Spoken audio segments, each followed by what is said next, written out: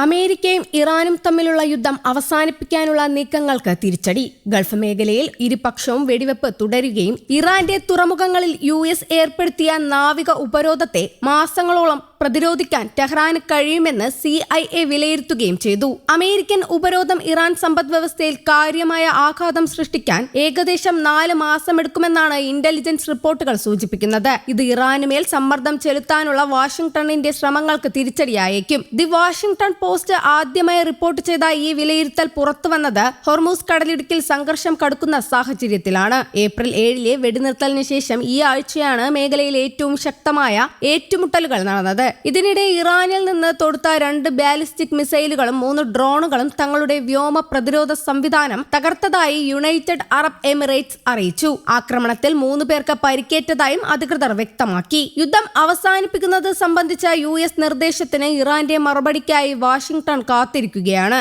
അവരിൽ നിന്ന് മറുപടി ലഭിക്കുമെന്ന് തങ്ങൾ പ്രതീക്ഷിക്കുന്നു എന്ന് റോമിൽ വെച്ച് US state secretary Marco Rubio മാധ്യമങ്ങളോട് പറഞ്ഞു. എന്നാൽ ഔദ്യോഗികമായ മറുപടി നൽകാതെ ഇറാൻ വിദേശകാര്യ മന്ത്രാലയം വിഷയം പരിഗണനയിലാണെന്ന് മാത്രമാണ് അറിയിച്ചിരിക്കുന്നത്. വെള്ളിയാഴ്ച ഹോർമൂസ് കടലിടുക്കിൽ ഇറാൻ US സേനകൾ തമ്മിൽ ചെറിയ തോതിൽ ഏറ്റുമുട്ടലുകൾ നടന്നതായി ഇറാന്റെ ഫാർസ് വാർത്താ ഏജൻസി റിപ്പോർട്ട് ചെയ്തു. പിന്നീട് സ്ഥിതി ശാന്തമായെങ്കിലും വീണ്ടും സംഘർഷമുണ്ടാകാൻ സാധ്യതയുണ്ടെന്ന് സൈനിക വൃത്തങ്ങൾ സൂചിപ്പിച്ചു. ഇറാന്റെ തുറമുഖത്തേക്ക് പ്രവേശിക്കാൻ ശ്രമിച്ച 2 കപ്പലുകളെ അമേരിക്കൻ യുദ്ധവിമാനങ്ങൾ ആക്രമിക്കുകയും അവയെ പിന്തിരിപ്പിക്കുകയും ചെയ്തു. ഫെബ്രുവരി 28 ഇറാനിലുടനീളം US ഇസ്രായേൽ വ്യോമാക്രമണം നടത്തിയതോടെയാണ് നിലവിലെ സംഘർഷങ്ങൾ ആരംഭിച്ചത്. തുടർന്ന് ഹോർമൂസ് കടലിടുക്കിലൂടെയുള്ള വിദേശ കപ്പലുകളുടെ സഞ്ചാരത്തിന് ഇറാൻ നിയന്ത്രണം ഏർപ്പെടുത്തിയിരുന്നു. മേഖലയിലെ സംഘർഷത്തെ തുടർന്ന് രാജ്യാന്തര വിപണിയിൽ ക്രൂഡ് ഓയിൽ വില ബാരലിന് $101 മുകളിലെത്തി. വെടിനിർത്തൽ കരാർ ലംഘിച്ച് അമേരിക്ക സൈനിക നീക്കങ്ങൾ തുടരുകയാണെന്ന് ഇറാൻ ആരോപിച്ചു. നയതന്ത്ര ചർച്ചകൾ നടക്കുമ്പോൾ അമേരിക്ക സൈനിക സാഹസികതയ്ക്ക് മുതിരുകയാണെന്ന് ഇറാൻ വിദേശകാര്യമന്ത്രി അബ്ബാസ് അരാക്ചി പറഞ്ഞു. വ്യാഴാഴ്ച വൈകിട്ട് ഇറാന്റെ ചരക്ക് കപ്പലിന് നേരെ US നാവികസേന നടത്തിയ ആക്രമണത്തിൽ ഒരാൾ കൊല്ലപ്പെടുകയും 10 പേർക്ക് പരിക്കേൽക്കുകയും ചെയ്തതായി ഇറാൻ അറിയിച്ചു. ഹോർമൂസ് കടലിടുക്ക് വീണ്ടും തുറക്കാനുള്ള അമേരിക്കയുടെ ശ്രമങ്ങളെ യൂറോപ്യൻ രാജ്യങ്ങൾ പിന്തുണയ്ക്കാത്തതിനെ റൂബിയോ വിമർശിച്ചു.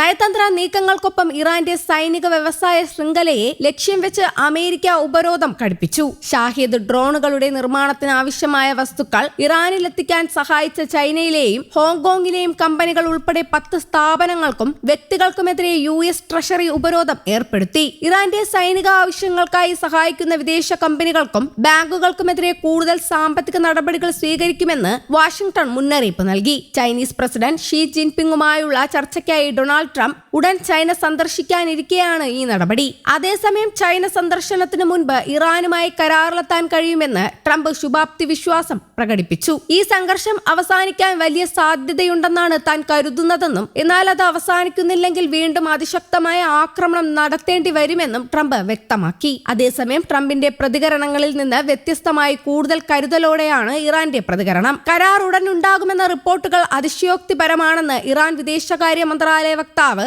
ഇസ്മായിൽ ബക്കായി പറഞ്ഞു. ഏറ്റവും പുതിയ US നിർദ്ദേശത്തിന് ടെഹ്റാൻ ഇതുവരെ ഔദ്യോഗികമായി മറുപടി നൽകിയിട്ടില്ലെന്നും അദ്ദേഹം വ്യക്തമാക്കി. പാകിസ്ഥാന്റെ മധ്യസ്ഥതയിൽ നയതന്ത്രപരമായ ആശയവിനിമയങ്ങൾ തുടരുന്നുണ്ടെന്നും ബക്കായി സ്ഥിരീകരിച്ചു. News desk Kerala Kaumudi.